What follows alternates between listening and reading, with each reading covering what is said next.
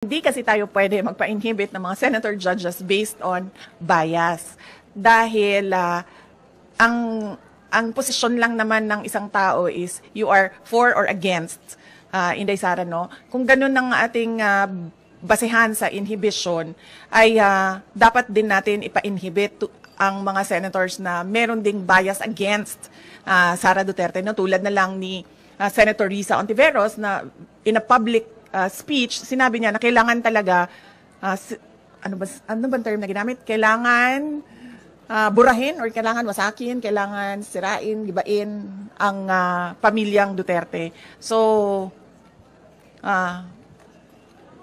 kung ganon, na magpa-inhibit tayo based on bias, ay madaming senators ang ipapa-inhibit for or against Sara Duterte. Kaya sinasabi ko, ibigay na natin yung benefit of a doubt dyan sa ating mga senator judges na gagawin nila ang trabaho nila ng patas according to sa sinumpaan nila as senator judges. Kahit nandyan o wala yung impeachment, wala na talagang investor confidence dito sa ating bayan. Kung nakikita nyo, bagsak ang foreign direct investment sa ating bayan, no? Kaya wag nila ako gawing rason kung bakit pangit ang takbo ng ating ekonomiya ngayon sa ating bayan. At saka, this is not accountability because impeachment, dalawa lang yung penalties dyan. Removal from office, tsaka perpetual disqualification from government service. Walang penalties dyan dahil walang kaso dyan.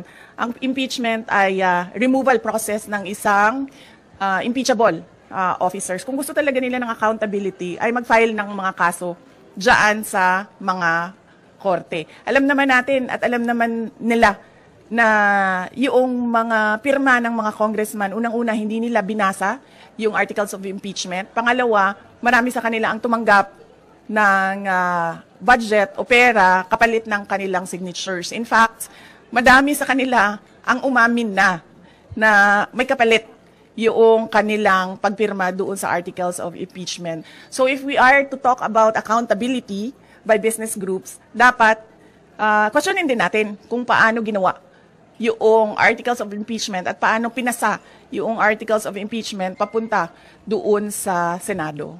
Hindi ko pa kasi, sir, pagkakaalam kung kinakailangan ang personal appearance. Yun ang hindi ko alam dahil hindi ko nabasa yung summons. Yung summons namin ay nandoon sa mga abogado at sila yung magdidesisyon kung ano yung gagawin doon sa summons.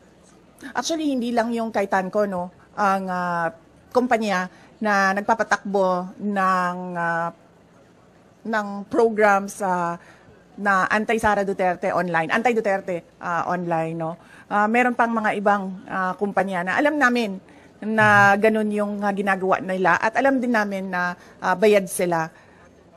Kaya ako nagsasabi lagi, no, na yung ginagawa sa akin ay threats, harassment, and intended to disqualify me from the 2028 presidential elections. Kasi tulad niyan, tingnan nyo, noon may TRICOM ba ang tawag noon? Tawag nung hearing, Quadcom, tapos may TRICOM for fake news and for fake news. Yes, may TRICOM na for fake news. Pero kung makikita nyo, ang mga tinawag nila doon ay mga lehitimong owners ng Facebook account using their freedom of speech and expression.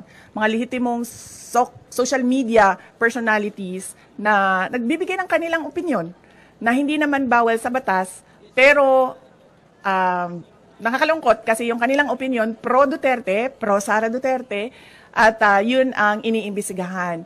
Pero ang mga tulad nito, mga kumpanya na ang negosyo nila ay gumagamit ng mga program para sirain ang pangalan ng isang tao, ay hindi man lang kahit isang beses tinawag doon sa TRICOM na investigation ng House of Representatives. So yan, nagpapakita na itong lahat ay ano lang talaga, politika at harassment sa mga kalaban sa politika ng administrasyon. Hindi na yan ang galing sa amin, sir, ha? Hindi na kami nagsasalita kung anong mga panggigipit ang ginagawa sa amin.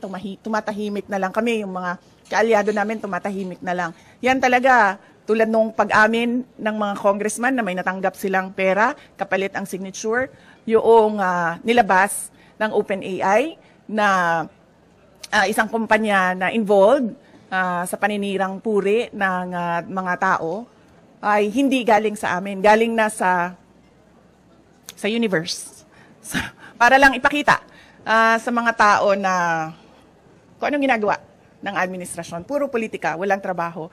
At ngayon, gusto pang i-blame, no, sa akin ang bagsak na ekonomiya ng Pilipinas.